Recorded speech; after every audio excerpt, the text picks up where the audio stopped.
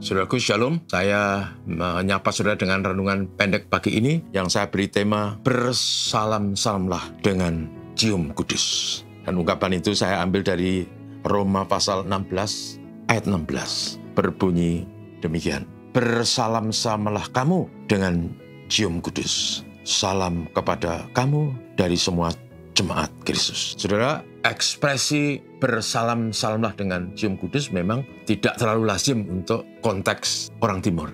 Mengapa? Karena kata cium itu sering dikonotasikan atau dimaknai dengan hal yang negatif, yang berkaitan dengan nafsu dan birahi, yang berkaitan dengan cinta erotis. Tetapi teks firman Tuhan, kalau sudah baca dalam pasal 16 ini, luar biasa. Rasul Paulus memberi salam dan penghargaan sebagai tanda terima kasih kepada banyak nama yang disebut, laki maupun perempuan, latar belakang Yahudi atau non-Yahudi, orang-orang yang telah beriman dan bertemu dengan Tuhan, dan mengasihi Tuhan, dan melayani Tuhan dengan berbagai wujud dan cara. Ada yang membuka rumahnya supaya rumahnya dipakai untuk pelayanan. Ada yang melayani dengan membantu pelayanan di sana-sini di gereja. Ada orang yang berdoa dan memberikan dedikasinya supaya gereja kuat dan sehat. Dan ada juga orang-orang yang berkorban, memberikan harta dan kekayaannya. Bahkan ada yang menjual ladang atau rumahnya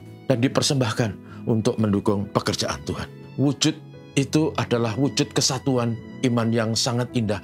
Persis seperti yang diajarkan Tuhan Yesus.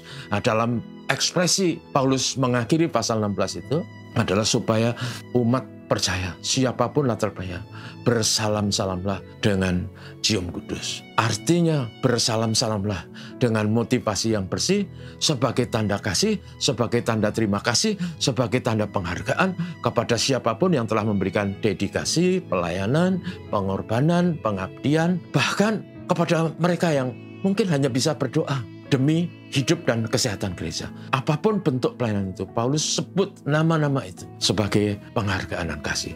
Dan saudara, gereja yang sehat memang seharusnya begitu. Ada banyak orang yang dilibatkan, ada orang-orang yang bisa memberi dedikasi dan pelayanan dengan berbagai bentuk. Ada yang pandai memimpin ibadah, ada yang pandai bernyanyi, ada yang pandai main musik, ada yang pandai memberi nasihat dan bimbingan. Ada orang-orang yang berkorban, macam-macam. Dan semuanya ini adalah wujud dari kasih dan penghargaan.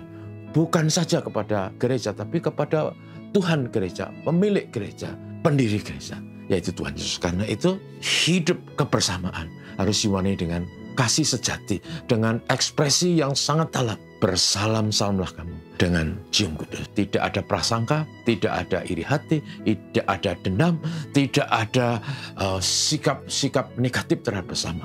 Tetapi sungguh diwarnai dengan kasih murni, sama seperti Kristus mengasihi dan menerima kita. Makanya kita harus mewujudkannya dalam interrelasi, persaudaraan, kebersamaan di gereja, bergereja, dan melayani gereja. Saudaraku, gereja itu hidup dan ada karena kita. Dan gereja menjadi sehat dan kuat juga karena Tuhan memakai kita untuk bahu-membahu bergandengan tangan. Karena itu kasih sejati yang terekspresi dengan istilah bersalam-salamlah dengan cium kudus harus mewarnai kehidupan bergereja. Tidak ada konflik, tidak ada perpecahan, tidak ada egoisme. Karena gereja yang sehat adalah gereja yang diwarnai kasih, kebersamaan, saling menerima, dan saling menghargai. Bersalam-salamlah kamu dengan cium kudus. Kiranya Tuhan memberkati kita dan memampukan kita menghayati kehidupan iman dengan saling mengasihi dalam ketulusan dan kebenaran.